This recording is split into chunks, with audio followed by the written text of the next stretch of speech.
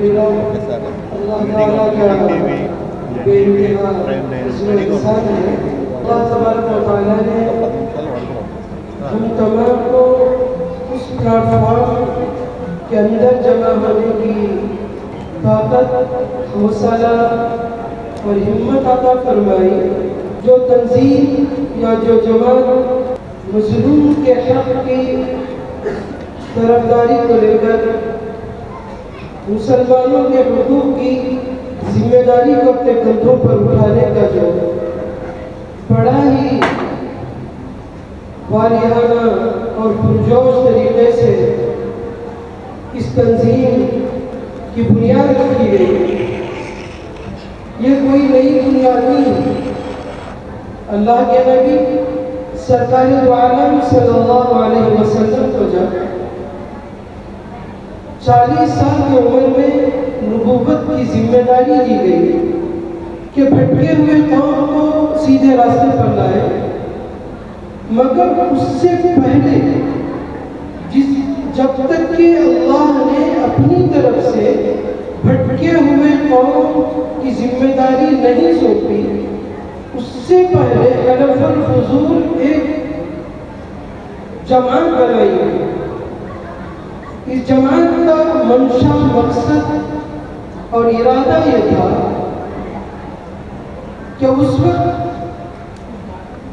مکے کے اندر، عربستان کے اندر بڑے بڑے قبیلے تجارت کی غرض سے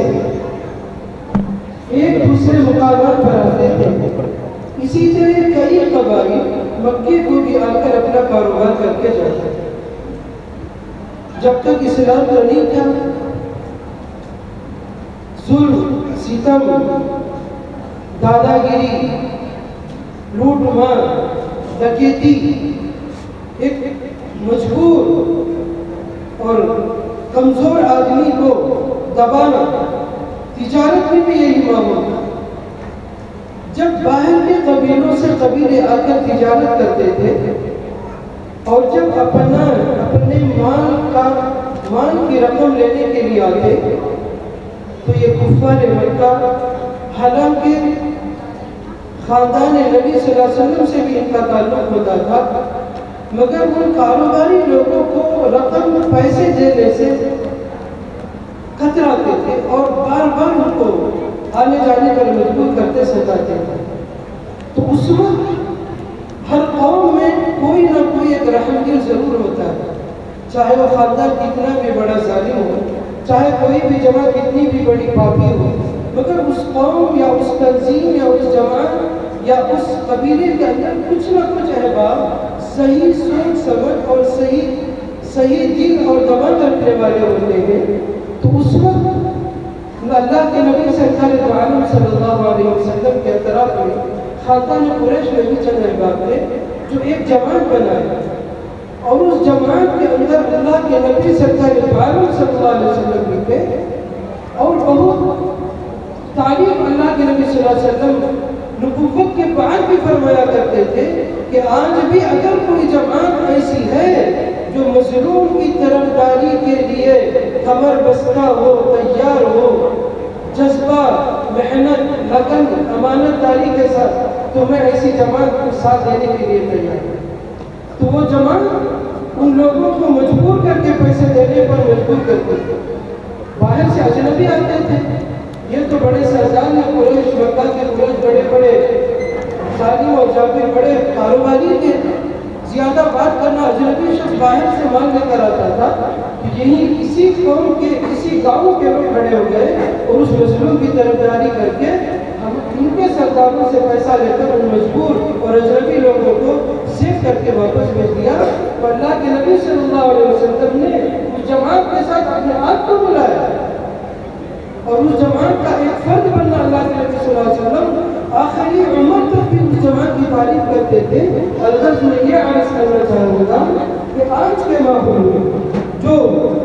حکومت کے خلاف اگر کوئی بات کرتا ہے، چاہے وہ کتنا بھی بڑا طاقتور ہو، چاہے وہ کتنا بھی بڑا اپنا اثر اور رسوخ رکھتا ہو، چاہے وہ ایم پی ایس ہو، چاہے وہ آئی اے ایس ہو، چاہے وہ کتنا بھی بڑا افسر ہو، ایسے لوگ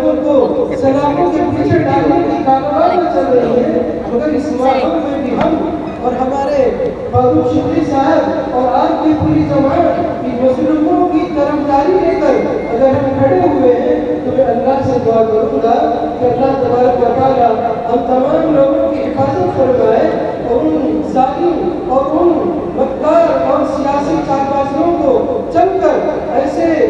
مظلوم کی طرفداری کرنے والی جماعتوں کے پیچھے پڑے ہوئے ہیں، اللہ کو صحیح ہدایت عطا فرمائے اور ہم تمام کو آخری سانس تک ایسی تنظیموں کے ساتھ مل کر اپنے آپ کو آگے بڑھانے کی توفیق عطا فرمائے۔ اور آخر میں ایک بات کر کے میں اپنے بات ختم کرنا چاہوں گا کہ یہ نہیں کہ جب تک حقوق کے لیے یہ جماعت تنظیم ہمارے لیے کام کرتی ہے ہم اس کا ساتھ دیں، تاکہ ایسا بھی راستہ ہو کہ اگر دشمن طاقتیں اس کو دبانے کی کوشش کرے، اس کو کچھ بھی نقصان پہنچانے کی کوشش کرے، تو قوم جو ہے وہ سب سے بڑی طاقت ہے۔ جنم کیا بولتے ہیں، جنم کی جو طاقت لوگوں کی جو طاقت ہے وہ ہر طاقت سے بہتر ہے۔ تو ہم لوگوں کو چاہیے کہ ایسے ناگہانی ماحول میں، ناگہانی اوقات میں ہم لوگ ایک اسٹارٹ ہو کر کھڑے ہو جائیں تو اس تنظیم یا اہل تنظیم یا کارکنان تنظیم کے تعلق سے اگر کوئی بھی حکومت کچھ کارروائی کرتی ہے تو پوری ذمہ داری کے ساتھ علم کے ساتھ دینے کی اللہ تبارک و تعالیٰ ہمیں توفیق عطا فرمائے اور تمام لوگوں کو اور تمام لوگوں کی ہمتوں کو، ان کے جذبوں کو اللہ تبارک و تعالیٰ ان کے جذبوں کے مطابق ان کو اجر عظیم عطا فرمائے۔ السلام علیکم ورحمۃ اللہ وبرکاتہ۔